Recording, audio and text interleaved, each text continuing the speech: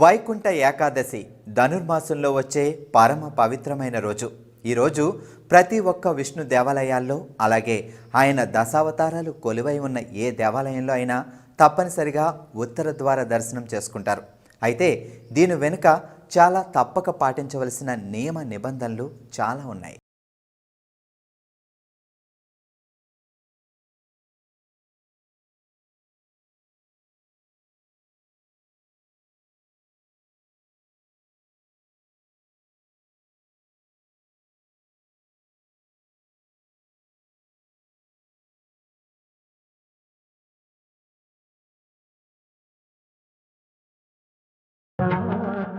వైకుంఠ ఏకాదశి రోజు ముక్కోటి దేవతలు వైకుంఠం యొక్క ఉత్తర ద్వారం ద్వారా విష్ణుమూర్తిని దర్శించుకుంటారు. అందుకే ఇక్కడ కూడా భక్తులందరూ దేవాలయాల్లోని ఉత్తర ద్వారం ద్వారా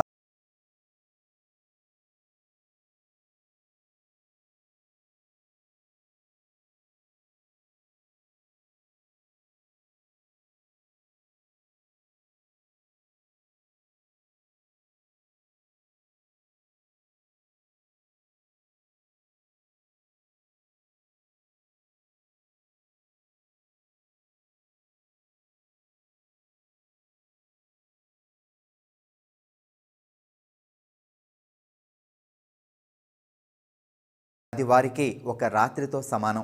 అలాగే 6 నెలలు వెలుగు ఉంటుంది, అది ఒక్క పగలుతో సమానం. అయితే ఈ వైకుంఠ ఏకాదశి రోజున వారికి పగలు మొదలవుతుంది.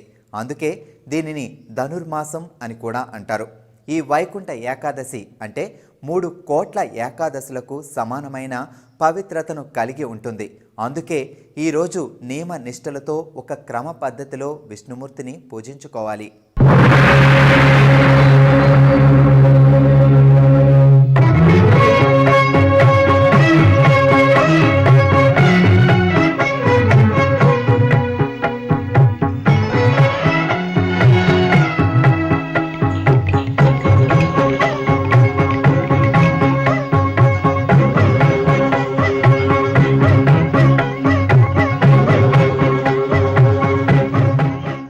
వైకుంఠ ఏకాదశి రోజు ఉపవాసం ఉండాలంటే దశమి రోజు రాత్రి నుంచి ఏమీ తినకూడదు.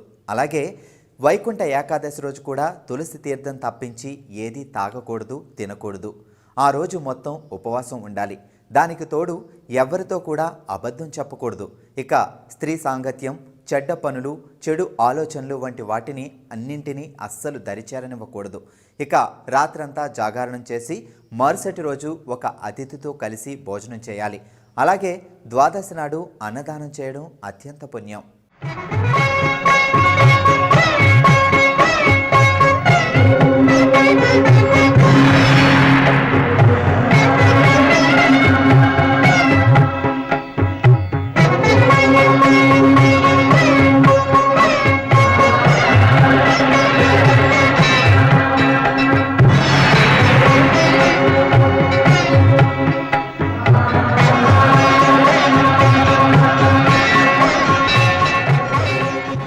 వైకుంఠ ఏకాదశి రోజుకి ఇంకో ప్రాముఖ్యత ఉంది.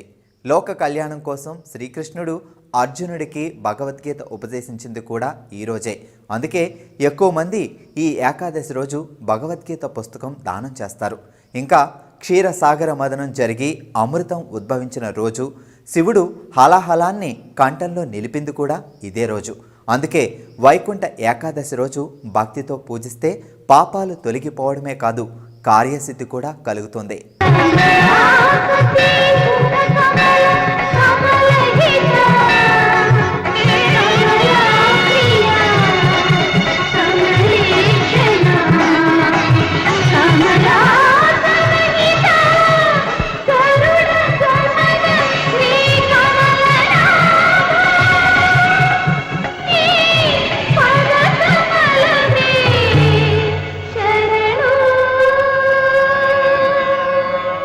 వైకుంఠ ఏకాదశి రోజు తెల్లవారుజామునే లేచి తలస్నానం చేసి తెలుపు రంగు బట్టలు వేసుకోవాలి.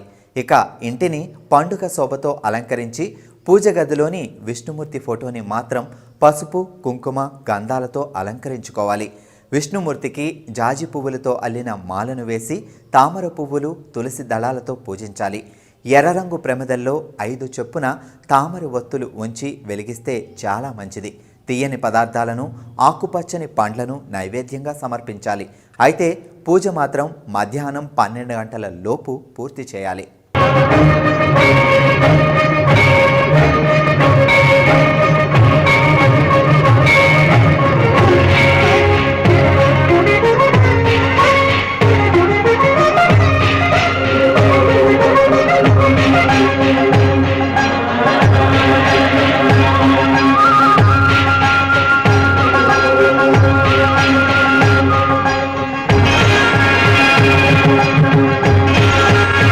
విష్ణు పూజ పూర్తయిన తర్వాత గీతాపారాయణం, గోవిందనామ స్మరణం లేక పురాణ కాలక్షేపం చేస్తే మంచిది.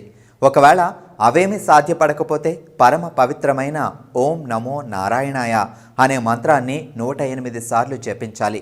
వైకుంఠ ఏకాదశి రోజున విష్ణుమూర్తి సంహరించిన ముర అనే రాక్షసుడు బియ్యంలో దాక్కుంటాడట. అందుకే ఆ రోజు మాత్రం బియ్యంతో చేసిన ఏ పదార్థం కూడా తినకూడదు. ఆ ఒక్కరోజు ఉపవాసం ఉంటే సంవత్సరంలోని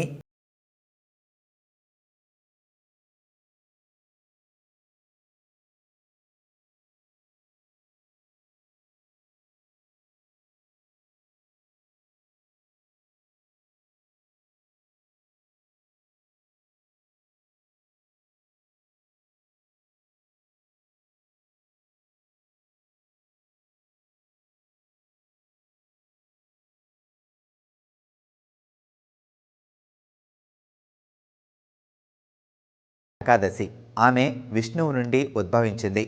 ఆమె ఆ రాక్షసుని సంహరించినప్పుడు విష్ణుమూర్తి ఇచ్చిన ఆశీస్సులతో ఆమె అంతగా ప్రాచుర్యం పొందింది. అయితే ప్రత్యేకించి పుత్రద ఏకాదశిగా భావించే ఈ రోజు గనక ఆ వ్రతాన్ని ఆచరిస్తే సంతానం కలుగుతుంది. పురాణాల్లో దీనికి సంబంధించిన అనేక కథలు కూడా ఉన్నాయి. అందుకే పిల్లలు లేనివారు ఈ ఏకాదశి వ్రతాన్ని ఆచరిస్తే విష్ణుమూర్తి అనుగ్రహంతో సంతానం కలుగుతుంది. ఇక ఏకాదశి రోజు రంగనాథ స్వామిని ఎక్కువగా పూజిస్తారు. శ్రీరంగంలో వైకుంఠ ఏకాదశి ఉత్సవాలు ఏకంగా 21 రోజుల పాటు అత్యంత ఘనంగా నిర్వహిస్తారు. తిరుమలలో కూడా ఆ రోజు అందరినీ వైకుంఠ ద్వారం ద్వారా లోపలికి అనుమతిస్తారు. ఆ ఒక్కరోజే మాత్రమే వైకుంఠ ద్వారం అని పిలిచే ఉత్తర ద్వారం తెరిచి ఉంటుంది.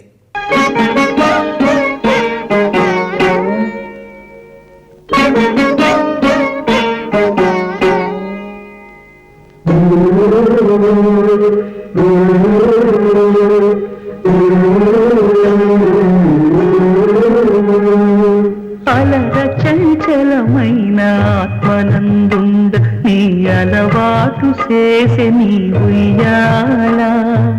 అలర చంచలమైన ఆత్మనందుండ నీ అలవాటు చేసే నీ ఉయ్యాల. ఇది అత్యంత ప్రసిద్ధి పొందిన పరమ పవిత్రమైన వైకుంఠ ఏకాదశి రోజుకి ఉన్న అసలు అర్థం, పరమార్థం. ఈరోజు చెప్పిన నియమాలతో భక్తి శ్రద్ధలతో విష్ణుమూర్తిని పూజిస్తే పాపాలు తొలగిపోయి సకల శుభాలు కలుగుతాయి. ఓం నమో నారాయణాయ.